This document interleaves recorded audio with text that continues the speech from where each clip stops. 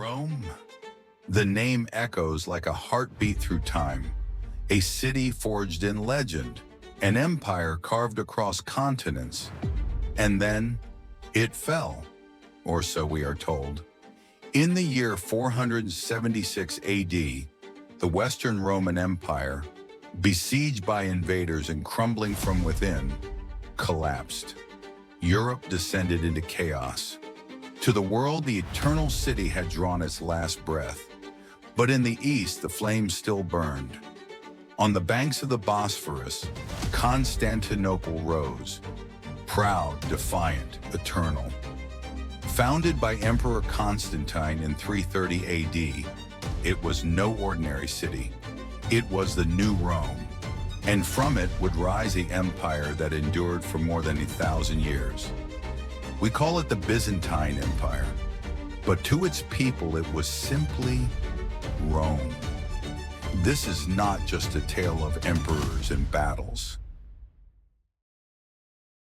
This is the story of a civilization that preserved the soul of antiquity, that became the crucible of Christianity, the guardian of classical wisdom, and the master of diplomacy, art, and war. This is the entire history of the Byzantine Empire. The Roman Empire had always been vast, too vast for any one city to govern. By the 3rd century, its western heartland struggled beneath the weight of invasion, economic collapse, and rebellion. But in the east, there was opportunity, wealth, stability, and vision. That vision came in the form of a man, Constantine the Great. In 324 AD, after years of civil war, Constantine emerged as sole emperor of Rome. He sought a new capital, not in the decaying west, but in the vibrant east. On the site of an ancient Greek colony, Byzantium, he built his new Rome, and he named it Constantinople. This was no mere political move. It was a declaration that the future of Rome would lie not in Italy, but in Anatolia. He adorned the city with forums, aqueducts, and palaces. Pagan temples gave way to soaring churches. Gold and marble flowed in from across the empire. Constantinople was not only a marvel of architecture, it was an emblem of Rome's rebirth. Even more transformative, Constantine's embrace of Christianity. The Edict of Milan, issued in 313 AD, had already legalized the Christian faith.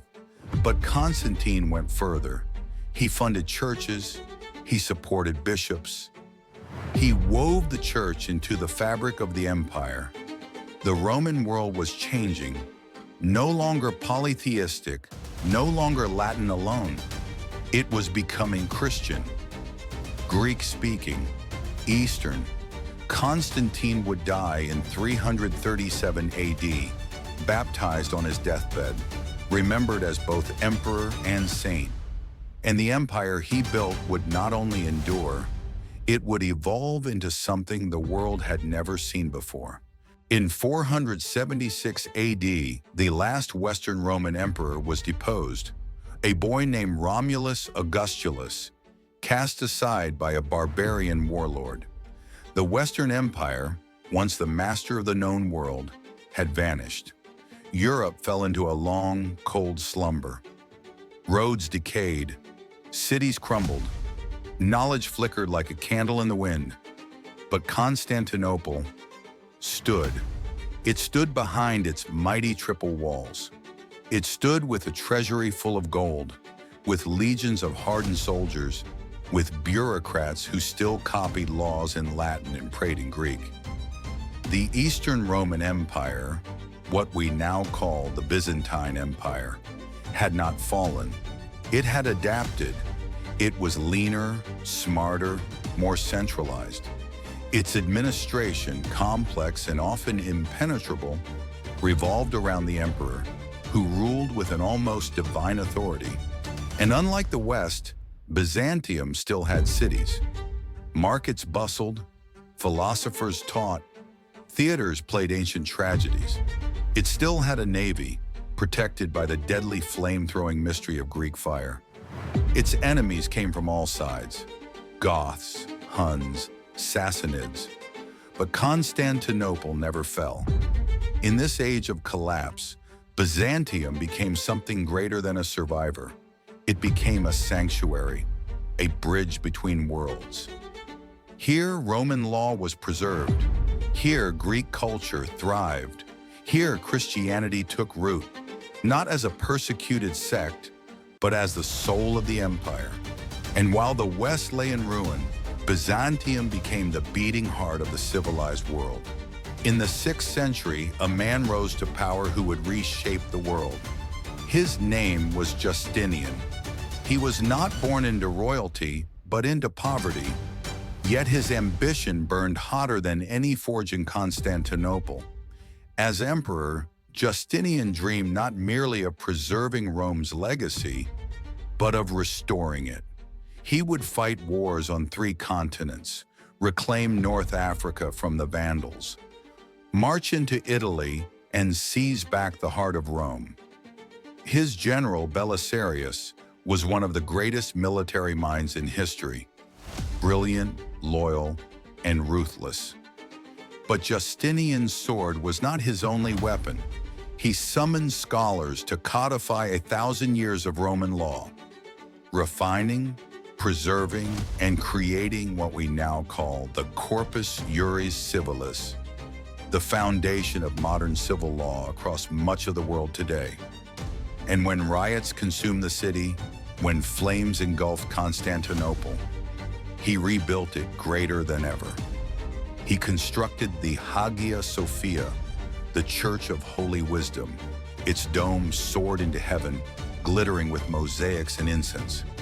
Even today, it takes the breath away. Justinian was not without flaws. His wars drained the treasury, his policies stirred resentment. Yet under his reign, Byzantium reached a peak of power, culture, and confidence it would chase for centuries to come. To understand Byzantium, you must understand its faith. Christianity wasn't just a belief system, it was the empire's identity, its purpose, its justification. Church and state were intertwined. The emperor wasn't just a ruler, he was God's chosen instrument, the protector of orthodoxy.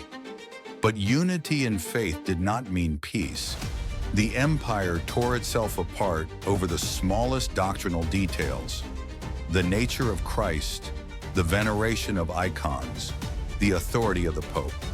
In the 8th and 9th centuries, emperors ordered the destruction of religious images in a time called the iconoclasm. Mosaics were ripped from walls. Monks were exiled. Civil war brewed within the heart of the church. Eventually, icons returned, but wounds remained. Trust was broken, and in 1054, it shattered. The Great Schism split Christianity into Eastern Orthodox and Roman Catholic, a divide that persists to this day. While the West struggled in feudal darkness, Byzantium became the guardian of ancient wisdom. Its scholars copied the works of Plato, Aristotle, Galen, and Ptolemy. Its architects pushed the limits of engineering. Its poets and theologians debated beauty and divinity in equal measure. Art was never just decoration. It was a statement of divine order. A mosaic of Christ in the dome of a church was not merely symbolic. It was truth incarnate. Byzantine identity was complex. Roman in law, Greek in language, Christian in soul. A fusion of past and present, East and West. They didn't just preserve history, they shaped it. For centuries, Byzantium stood surrounded. The Sassanids, the Arabs, the Slavs, the Turks, all tested its walls. The Byzantines survived not by brute force, but by brilliance. Their military was professional, disciplined, and deeply strategic. They pioneered Greek fire, a searing liquid that terrified enemy fleets. They employed espionage, alliances, and psychological warfare. Their diplomacy was legendary. Gold often won what the sword could not.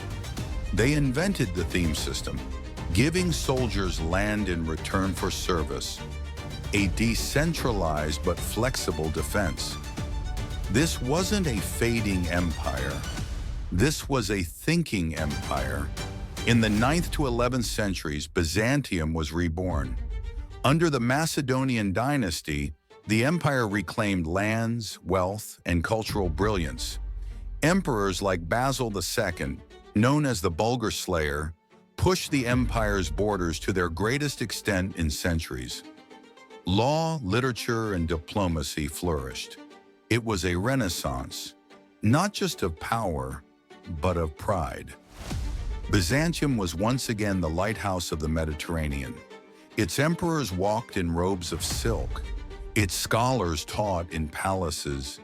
Its soldiers marched to the rhythm of imperial ambition. But no empire shines forever. In 1204 came betrayal, not from the East, not from Muslims, but from fellow Christians. The Fourth Crusade, meant to reclaim the Holy Land, instead turned its fury on Constantinople. The city was sacked, churches were looted, relics stolen, citizens slaughtered. The empire was carved up like a corpse. Though the Byzantines would reclaim Constantinople in 1261, they would never recover. The treasury was empty, the army weakened, the empire a shadow of its former self. By the 15th century, the once great empire was reduced to a few territories and a city, Constantinople, the jewel of ages, now surrounded by the rising power of the Ottoman Turks. In 1453, Sultan Mehmed II brought 80,000 soldiers, siege engines, and ambition to its walls. Inside, Emperor Constantine XI prepared for death. His army numbered barely 7,000. They prayed, they sang, they held the line until they couldn't. On May 29, 1453, the walls were breached. The last Roman emperor fell in battle. The city was taken, and with it, the Roman Empire died. But Byzantium never truly died. Its laws live in modern codes. Its art endures in Orthodox churches. Its theology shapes billions. Its wisdom sparked the Renaissance. Its echoes still dance through the marble halls of history. It was not merely the successor to Rome. It was Rome, transformed, tempered, and reborn. It was an empire of faith, fire, and brilliance. It stood for over 1,000 years and will stand forever in the story of civilization.